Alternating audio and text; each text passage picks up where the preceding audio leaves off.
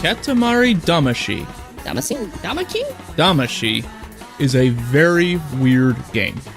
You play as the prince, the son of the king of all cosmos, who, in a little bit of a sleeping fit, destroyed all the stars in space and entrusts you to create new stars and other space objects. How do you do that? Roll up the world. You roll up the Katamari, an incredibly adhesive ball that grabs at anything that it is larger than. You start off rolling little pins and buttons, and by the end you're rolling up entire structures on Earth, all to be given to your father to be launched into space. It's absurd. It's great. It's a wonderful little video game that is simple in mechanics, that has a really neat curve and stakes as you manage to roll up more and more in a set amount of time. Along the way, you are given additional challenges in the form of constellations where you need to roll up crabs to create Cancer, the proper size bear for the Urso constellations, and other equally ridiculous requirements. It's simple to play, memorable in its artistic direction, and absolutely fun in its sound and audio design. Each roll-up gives you little cues as to what you picked up, whether it be the squawks of people that get put into your Katamari, or the collision of finally being able to knock over that infuriating dog. Ask anyone what they remember about this game, and it is its fantastic soundtrack. It's zany, just like its gameplay, and seemingly completely random. But chaos is something that doesn't really fit music, unless you're into that Penderecki stuff. Instead, this seemingly random soundtrack bolsters the creativity of the development team, and highlights the world in a way that doesn't just complement the game, but transcend it. Take the Nana theme. You hear it a lot in Katamari Damacy, and it has a really simple layout to it. Let's take a look here at its construction. It starts off with a simple phrase in C major, repeated once. What happens in the third phrase is the same exact musical phrase, but it is raised up 4 intervals to what sounds like F major and ends back in C major. This is really elegant for one reason and one reason alone. You can do a lot with this type of sound. It has no definite beginning and end, which works well to the game loop. Since a level can last anywhere from 5 minutes to a half an hour, you need to create material that will last the duration of that time. This melody gives the composer a lot of room to breathe and be creative with it in a way that, let's say, The Legend of Zelda can't. That song has a definite melody to it that has a concrete beginning and ending. Cutting it off here would leave the players feeling left out and create some real dissonance in their ear.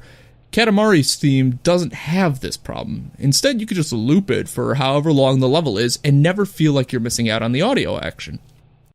So what does the music team do to keep the music feeling fresh? They play around with genres, having fun with this theme across many different types of sounds and voices.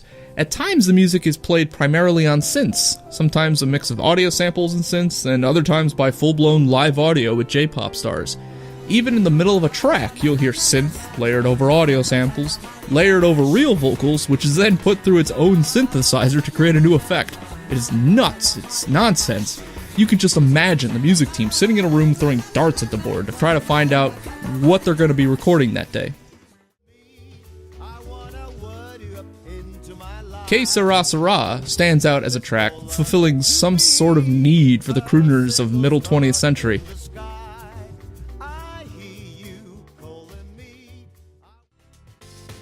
Contrast that against The Moon and the Prince, a synthy treat that mixes in live vocals and piano.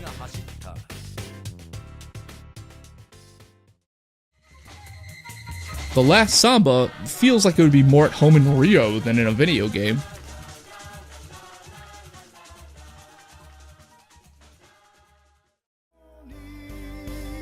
The ending theme, Katamari of Love, feels like a lost J-pop Michael Bolton tune. There's so much variety that moving from one to the next feels like a weird drug trip more than anything. But why? The creative mind would wonder if this creates dissonance in the vision. Having such variety in treatments normally would throw people off of the path and alter the overall experience. Here's where the music does its job flawlessly. Katamari itself is just as zany and nonsensical.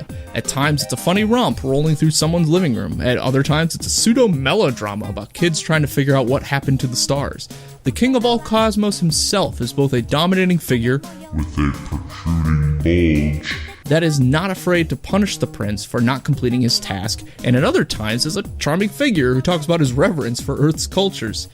The game wants you to feel uneasy. It wants you to have fun with that unease, as trying to take this game as something serious would completely destroy the ambiance.